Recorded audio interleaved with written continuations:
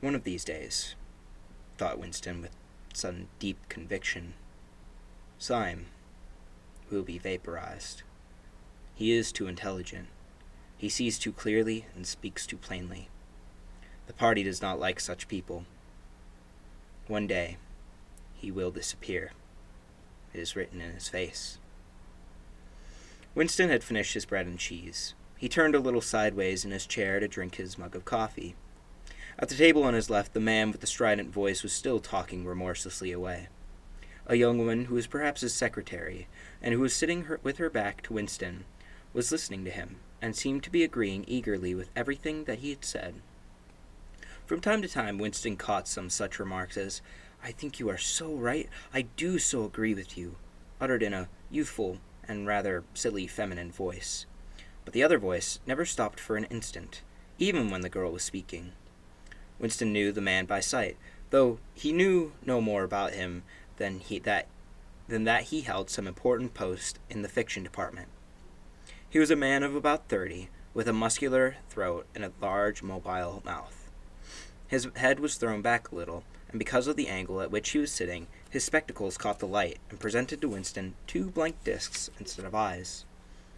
What was slightly horrible was that from the stream of sound that poured out of his mouth, it was almost impossible to distinguish a single word. Just once, Winston caught the phrase, "complete and final elimination of Goldsteinism," jerked out very rapidly, and, as it seemed, all in one piece, like a line of typecast solid. For the rest, it was just a noise, a quack, quack, quacking. And yet, though you could not actually hear what the man was saying, there could not be any doubts about its general nature. He might be denouncing Goldstein and demanding sterner measurements against thought criminals and saboteurs. He might be fulminating against the atrocities of the Eurasian army. He might be praising Big Brother or the heroes on the Malabar front. It made no difference. Whatever it was, you could be certain that every word of it was pure orthodoxy, pure ingsoc.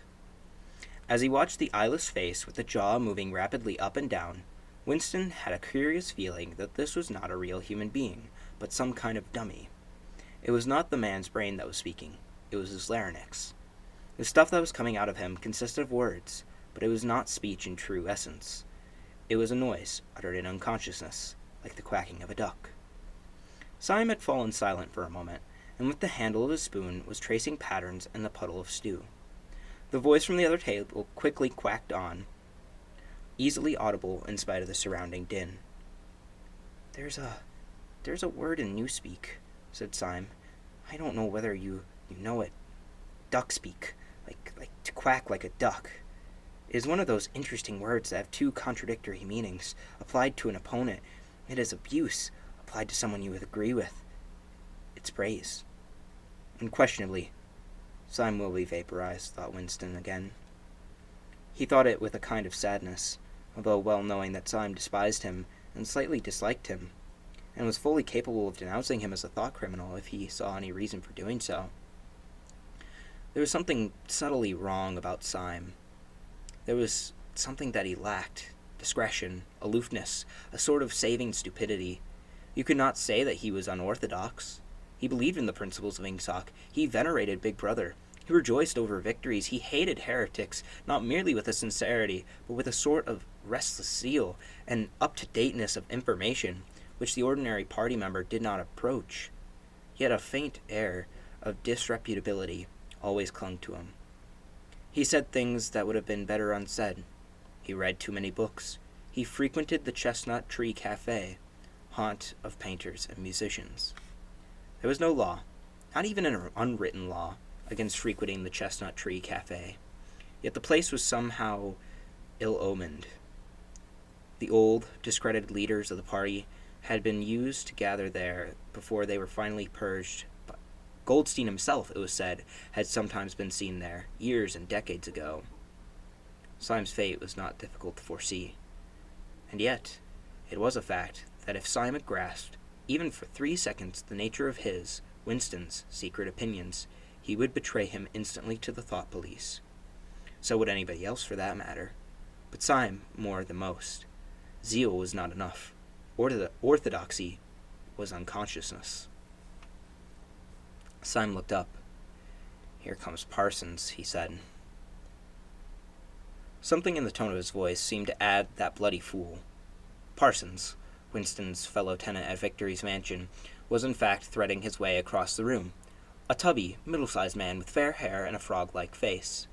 At 35, he was already putting on rolls of fat at the neck and waistline, but his movements were brisk and boyish.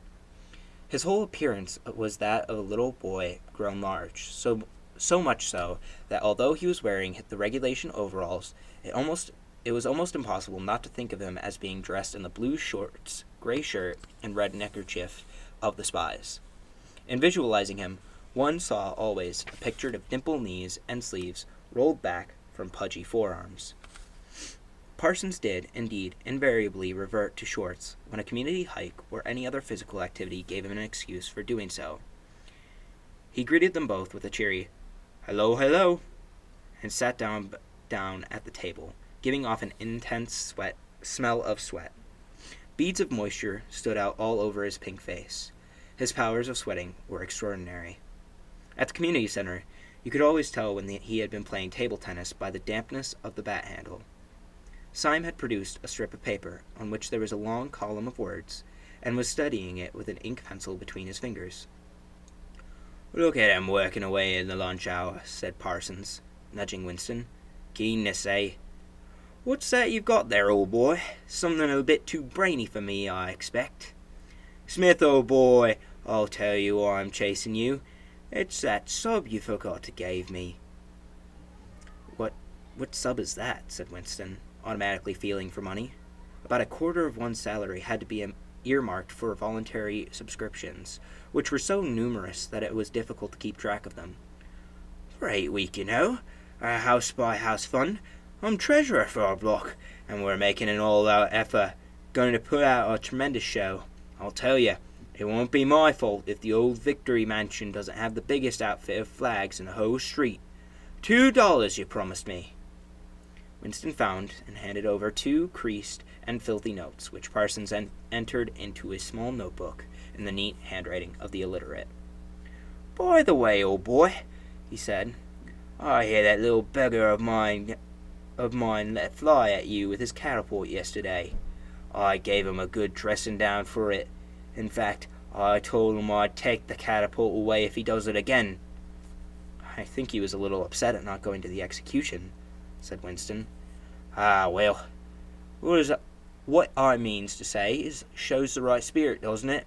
Mischievous little beggars they are, both of 'em, but talk about keenness. All they think about is the spies, and the war, of course. Do you know that when a little girl of mine did last Saturday, when a troop was out on a hike in Berkhamsted Way, she got 2 other girls to go with her, slipped off from a hike, and spent the whole afternoon following a strange man. They kept on his tail for 2 hours, right through the woods, and then, when they got into Amersham, handed him over to patrols." "What'd they do that for?" said Winston, somewhat taken aback. Parsons went on triumphantly. "My kid made sure he was some kind of enemy agent. Might have been dropped by a parachute, for instance. But here's the point, old boy. What do you think put her onto him in the first place? She spotted he was wearing some funny kind of shoes. Said she'd never seen anything wearing shoes like that before. So the chances were he was a foreigner. Pretty smart for a nipper 7, eh?" "What happened to the man?" said Winston. "Ah, that I couldn't say, of course. But I wouldn't be altogether surprised if—" Parsons made the motion of aiming a rifle and clicked his tongue for the explosion. "Good," said Syme abstractedly, without looking from a strip of paper. "Of course, we can't afford to take chances," agreed Winston dutifully. "What I mean to say is, there's a war going on," said Parsons. As though in confirmation of this, a trumpet call floated from the telescreen just above their heads. However, it was not the proclamation of a military victory this time, but merely an announcement from the Ministry of Plenty. "Comrades," cried an eager, youthful voice. "Attention, comrades. We have glorious news for you. We have won battle for production. Returns now completed of the output of all classes of consumption goods show that the standard of living has risen by no less than 20% over the past year. All over Oceania this morning there were irrepressible, spontaneous demonstrations when workers marched out of factories and offices and paraded through the streets with banners, voicing their gratitude to Big Brother for the news, happy life which his wise leadership has bestowed upon us. Here are some of the completed figures, foodstuffs. The phrase, our new and happy life, reoccurred several times. It had been a favorite of late with the Ministry of Plenty. Parsons, his attention caught by the trumpet call, sat listening with a sort of gaping solemnity, a sort of edified boredom. He could not follow the figures, but he was aware that they were in some way a cause for satisfaction. He had lugged out a huge, filthy pipe, which was already half full of charred tobacco. With the tobacco ration at 100 grams a week, it was seldom possible to fill a pipe up to the top. Winston was smoking a Victory cigarette, which he held carefully horizontal. The new ration did not start till tomorrow, and he had only 4 cigarettes left. For the moment, he had shut his ears to the remoter noises and was listening to the stuff that streamed out of the telescreen.